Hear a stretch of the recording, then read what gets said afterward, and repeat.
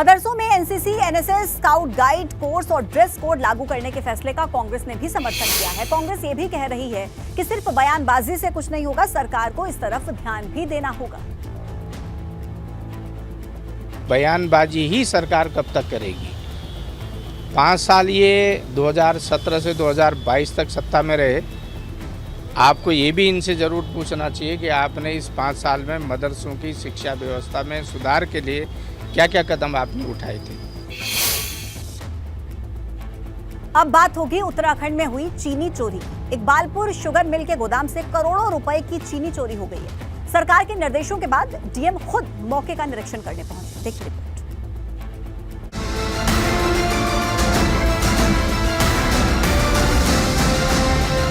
Iqbalpur sugar mill के चीनी गोदाम से चीनी चोरी से हड़कंप मचा हुआ है।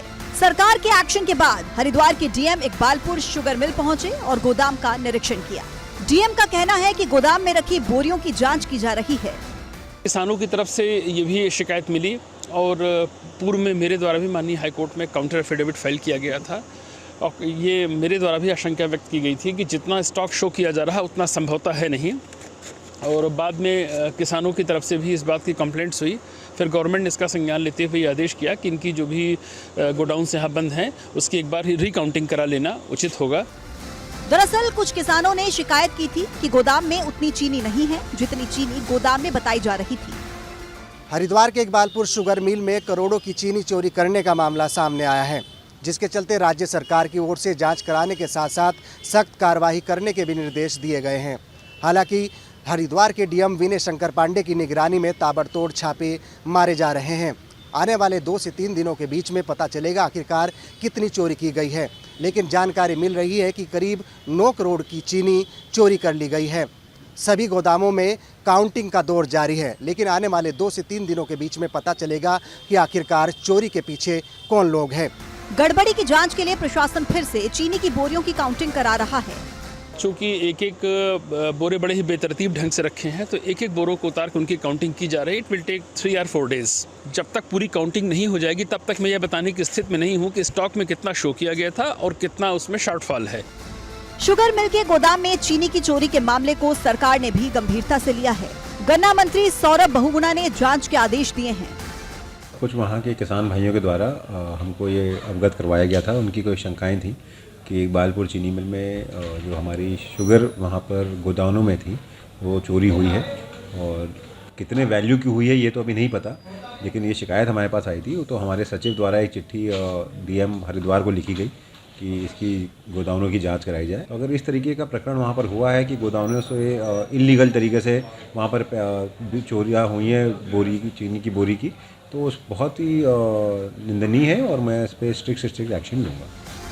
गोदाम से करीब 9 करोड़ रुपए की चीनी चोरी होने की बात कही जा रही है। जांच के बाद ये आंकड़ा और भी बढ़ सकता है, मगर बड़ा सवाल ये है कि जब गोदाम बंद था तो उससे चीनी चुराई किसने। एबीपी गंगा के लिए रुड़की से विनीत त्यागी के साथ देहरादून से विनोद कुमार की रिपोर्ट। लक्सर में 3 अधिकारियों पर घोटाले को लेकर मामला दर्ज हुआ है। मुंडाखेड़ा खुर्द गांव में खेतों में पाइपलाइन लगाने का काम चल रहा है। आरोप लगा है कि पाइपलाइन डालने में बड़ा घोटाला हुआ है। लक्सर कोतवाली में घोटाले को लेकर मामला दर्ज किया गया। संबंधित विभाग है उसकी एक जांच रिपोर्ट जो है वो हमें प्राप्त हुई थी और इसी के आधार पर कल दिनांक 30/11/2022 को मुकदमा इसमें पंजीकृत कर लिया गया। 3 लोगों के खिलाफ ये मुकदमा है और इसमें जो भी तथ्य सामने आएंगे उसके हिसाब से जो है कार्रवाई इसमें की। रुड़की की मंडी में विजिलेंस टीम ने छापेमारी की है। न्यू मंडी का मंडी निरीक्षक रिश्वतखोरी में गिरफ्तार हुआ है। ये इस वक्त की बड़ी जानकारी आपको दे रहे हैं। 30,000 रुपए रिश्वतखोरी के आरोप में गिरफ्तारी हुई है। आरा मशीन के लाइसेंस की एवज में रिश्वत मांगने का आरोप लगा है। बड़ी छापेमारी रुड़की की मंडी में विजिलेंस टीम का छापा। न्यू मंडी का मंडी निरीक्षक रिश्वतखोरी के मामले में गिरफ्तार हुआ है। 30,000 रुपए की रिश्वत लेते हुए पकड़ा गया है। आरोप लगे हैं, गिरफ्तारी हुई है। आरा मशीन के लाइसेंस के एवज में रिश्वत मांगने का आरोप लगा है। तस्वीर आपको दिखा रहे हैं। न्यू मंडी का मंडी निरीक्षक है ये जो रिश्वतखोरी के मामले में गिरफ्तार हुआ है। देहरादून से इस वक्त एक बड़ी खबर मिल रही है। सत्र को लेकर कांग्रेस ने प्रेस कॉन्फ्रेंस की है। कांग्रेस प्रदेश अध्यक्ष करण महारा का बयान इस पर आया है। सरकार की मंशा सत्र चलाने की नहीं थी, ऐसा कहना है कांग्रेस के प्रदेश अध्यक्ष करण महारा का। सत्र को लेकर कांग्रेस की प्रेस कॉन्फ्रेंस के दौरान इस बात का जिक्र किया और कहा कि सरकार की मंशा नहीं थी सत्र चलाने की। दरअसल समय से पहले ही ये सत्र संपन्न हो गया है और इसी पर बयान देते हुए प्रेस कॉन्फ्रेंस करते हुए कांग्रेस नजर आई है। बिना बिजनेस के 5 दिन का सत्र आपने आहूत क्यों किया? सरकार ने बिजनेस क्यों नहीं लाई? क्यों आप अनुपूरक बजट लेके आए जब आपका टोटल जो पिछला बजट पास हुआ था उसका आपने 60% पैसा खर्च किया था? उसके बाद भी आप अनुपूरक बजट लेके आए, तो 5 दिन के विधानसभा सत्र के लिए आपको बिजनेस भी लेके आना चाहिए था। इन्हीं विधेयकों की अगर प्रतियां बांट दी गई होती और उनमें चर्चा कराई गई होती तो ये सत्र 5 दिन छोड़िए 10 दिन भी चल सकता था। एक और बड़ी जानकारी मिल रही है, जहां उत्तराखंड के मदरसों के लिए सरकार ने गाइडलाइंस जारी की है। मदरसों में अब एनसीसी, एनएसएस और स्काउट लागू होगा। शिक्षा मंत्री धन सिंह रावत ने बयान दिया है, मदरसों में भी स्काउट एंड गाइड की ट्रेनिंग बच्चे लेंगे। मदरसों के लिए प्रदेश सरकार ने नए निर्देश जारी किए हैं। शिक्षा मंत्री धन सिंह रावत ने बयान दिया है, मदरसों में भी अब स्काउट एंड गाइड की ट्रेनिंग बच्चों को दी जाएगी। प्रदेश सरकार ने ये नए निर्देश जारी किए हैं। एनसीसी, एनएसएस और स्काउट मदरसों में लागू होगी, यानी कि कुल मिलाकर अब जो स्काउट एंड गाइड की ट्रेनिंग है वो भी इन बच्चों को दी जाएगी। मदरसों के बच्चे भी अब स्काउट एंड गाइड की ट्रेनिंग लेंगे। राष्ट्रीय शिक्षा नीति में स्पष्ट है कि बच्चों को एनसीसी से भी जोड़ना है, बच्चों को एनएसएस से भी जोड़ना है, बच्चों को रोवर्स रेंजर से भी जोड़ना है, बच्चों को स्काउट गाइड से भी जोड़ना है, बच्चों को रेड क्रॉस संस्थाओं से भी जोड़ना है और बच्चों को सामाजिक बोध से भी जोड़ना है। तो हमने तय किया है कि जितने सरकारी स्कूल हैं, प्राइवेट स्कूल हैं, एडेड स्कूल हैं, जितने हमारे संस्कृत स्कूल हैं, जितने हमारे मदरसे हैं, अल्पसंख्यक स्कूल हैं, इन सब जगह सारी चीज़ें हों, चाहे एनएसएस के प्रोग्राम हों, चाहे एनसीसी के हों, चाहे रोवर्स रेंजर्स के हों, चाहे स्काउट गाइड के हों, और मुझे लगता है कि वहाँ के बच्चे भी चाहते हैं। उत्तराखंड विधानसभा का शीतकालीन सत्र समय से पहले ही संपन्न हो गया। सवाल उठे तो विधानसभा अध्यक्ष रितु खंडूरी कह रही हैं कि किसी पॉलिटिकल एजेंडे के लिए सत्र को नहीं चलाया जा सकता है, मगर सवाल ये उठ रहा है कि सदन के अंदर पॉलिटिकल एजेंडा था किसका?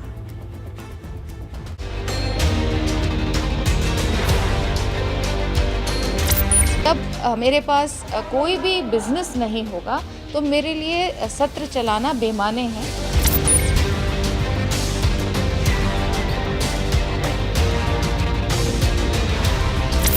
बिजनेस होगा तो हम 5 दिन 7 दिन जितना भी दिन का बिजनेस होगा उसको अवश्य चलाएंगे।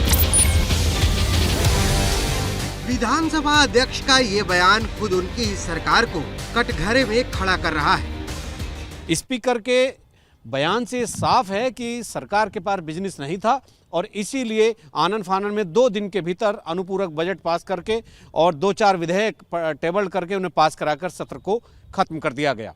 और अगर बिजनेस नहीं होना, चूंकि ये एक ऐसा शीतकालीन सत्र ऐसा होता है, इसमें उम्मीदें होती हैं लोगों की, ये लंबा चलना चाहिए, लेकिन 2 दिन के सत्र से जो सवाल उठे थे वो स्पीकर की बात ने उनको और दम दे दिया। रितु खंडूरी कह रही हैं कि 2 दिन तक सदन चलाने के बाद कोई काम ही नहीं बचा था, फिर सदन चलाने का क्या फायदा था? ज़्यादा से ज़्यादा समय होना चाहिए, ये बात आपकी कहना बिल्कुल सही है, लेकिन मैं घूम फिर के उसी पे जाती हूँ। सत्र चलता है, सदन चलता है टैक्स पेयर के पैसे से, और जब मेरे पास कोई भी बिजनेस नहीं होगा तो मेरे लिए सत्र चलाना बेमाने है। विधानसभा अध्यक्ष का ये भी कहना है कि सिर्फ पॉलिटिकल एजेंडे के लिए सदन नहीं चलाया जा सकता है। जस्ट टू सेटिस्फाई कोई पॉलिटिकल किसी का एजेंडा हो सकता है, केवल उसके लिए मैं सत्र चलाऊं और 3 या 6 या 10 दिन चलाऊं, ये टैक्स पेयर के साथ खिलवाड़ होगा। हार्ड अर्न मनी है, पैसा बहुत मुश्किल से कमाया जाता है, तो इसलिए बिजनेस होगा तो हम 5 दिन 7 दिन जितना भी दिन का बिजनेस होगा उसको अवश्य चलाएंगे। 5 दिन का सदन 2 दिन में खत्म हो गया, इसलिए विपक्ष भी सरकार पर सवाल उठा रहा है। चाहे सत्ता पक्ष हो चाहे विपक्ष हो, जिनको चुनकर भेज रखा है, जनता की जिम्मेदारी उन पर बनती है कि भाई हम जो अव्यवस्थाएं हो रही हैं, जो आज लोकतंत्र पे लोगों का भरोसा कमज़ोर हो रहा है, जो व्यवस्थाओं पे जो है भरोसा कमज़ोर हो रहा है, उसकी बात हम सरकार के सामने रखें और सरकार उसमें सुधार करे। अगर सरकार ये सुनने को ही तैयार नहीं है और सत्र खत्म कर दे रही है, 5 दिन का सत्र कहकर 2 दिन में जो है कि सत्र खत्म कर दे रही है, तो सरकार कहीं न कहीं डर रही है और सरकार के मन में दृढ़ संकल्प नहीं है कि वो विपक्ष की बात सुने। लंबा सत्र कराने की बात चल रही थी और ये भी 5 तारीख तक होना था, किंतु बीच में सत्र यहीं पे समाप्त हो जाता है। इसलिए हो जाता है कि बिजनेस जितना होता है उसी के अनुसार सत्र चलता है। तो मुझे लगता है कि इसमें कोई ऐसी दो राय की बात नहीं है।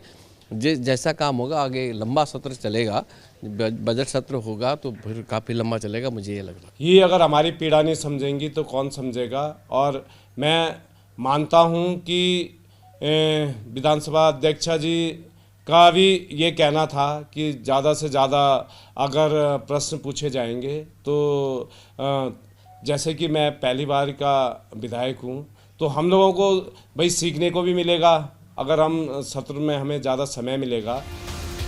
शीतकालीन सत्र के दौरान सरकार ने 2 बड़े काम जरूर किए हैं। महिला आरक्षण पर बिल पास कराने के साथ ही अनुपूरक बजट भी सदन में पास कराया गया, मगर सदन में इस बार सरकार की और कोई बड़ी उपलब्धि नजर नहीं आती है। अब देखने वाली बात यह है कि स्पीकर के बयान के बाद मुख्यमंत्री पुष्कर सिंह धामी और सरकार और उनका पूरा अमला किस तरह से इस मामले का संज्ञान लेता है। अपने सहयोग कैमरामैन मनबर रावत के साथ एबीपी गंगा के लिए देहरादून से अजीत सिंह राठी। अल्मोड़ा में सड़क की मांग को लेकर कांग्रेस कार्यकर्ताओं ने पीडब्ल्यूडी के इंजीनियर का घेराव कर लिया। यूथ कांग्रेस कार्यकर्ताओं ने लोक निर्माण विभाग के अधिशासी अभियंता का घेराव किया। इनका कहना है कि रानी धारा बांध पिछले काफी समय से खराब है, इस वजह से लोगों को आवाजाही में काफी दिक्कत होती है। महिला आरक्षण को लेकर हल्द्वानी में भाजपा कार्यालय पर मिठाइयां बांटी गई। भाजपा दफ्तर पर भाजपा महिला मोर्चा से जुड़ी महिलाओं ने मिठाइयां बांटी। धामी सरकार ने सरकारी नौकरियों में महिलाओं को 30% क्षैतिज आरक्षण से जुड़े विधेयक को पास करवाया है, जिससे महिलाएं काफी खुश हैं।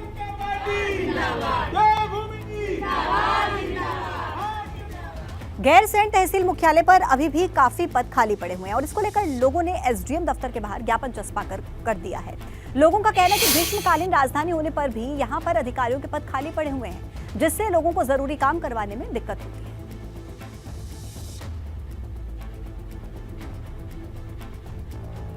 डेढ़ वर्ष से उप जिलाधिकारी का पद रिक्त है। यहाँ पर उप जिलाधिकारी की नियुक्ति तो है, लेकिन यहाँ के उप जिलाधिकारी कर्णप्रयाग तहसील में बैठते हैं, क्योंकि उनका कर्णप्रयाग का इंचार्ज है, वो कर्णप्रयाग में बैठ रहे हैं। और इस कारण गैरसैंण तहसील में तहसीलदार भी विगत 2 साल से पद खाली है।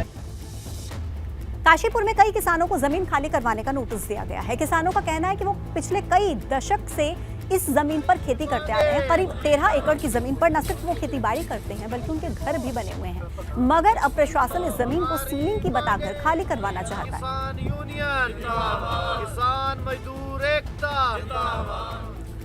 हल्द्वानी के मिनी स्टेडियम में खेल महाकुंभ का आगाज हो चुका है। खेल महाकुंभ में 10 दिन तक अलग अलग प्रतियोगिताएं होंगी, जिसमें अलग अलग तरह के खेलों का आयोजन होगा। इसमें स्थानीय खेलों को भी बढ़ावा दिया जा रहा है। नैनीताल जिले के 8 ब्लॉक्स के करीब 400 छात्र छात्राएं खेल महाकुंभ में हिस्सा ले रहे हैं।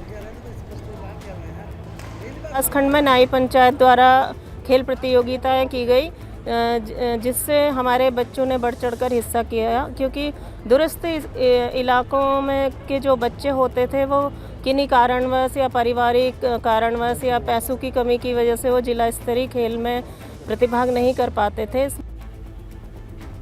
रुड़की और उसके आसपास के इलाके में कितनी अवैध कॉलोनियां काटी जा रही हैं। इन अवैध कॉलोनियों पर अब विकास प्राधिकरण के अधिकारी कार्रवाई की बात कह रहे हैं। बीते दिनों भगवानपुर और रुड़की क्षेत्र में 13 अवैध कॉलोनी सील कर दी गई थी। पौड़ी जिले में सतपुली और कलजी खाल को आपस में जोड़ता पैदल पुल हादसे को न्योता दे रहा है। ये पुल जर्जर हो चुका है, मगर मजबूरी में लोगों की इसी से आवाजाही उन्हें करनी पड़ती है। हर रोज छात्र छात्राएं इसी से होकर गुजरते हैं। 2 फरवरी से 8 फरवरी तक औली में राष्ट्रीय स्कीइंग प्रतियोगिता के साथ ही फिश रेस का आयोजन होना है और इसी को लेकर सभी विभागों की बैठक हुई। बैठक में प्रतियोगिता की तैयारियों को लेकर बातचीत हुई। गढ़वाल मंडल विकास निगम की तरफ से फिश रेस के लिए स्कीइंग उपकरण खरीदने का प्रस्ताव सरकार को भेजा गया है।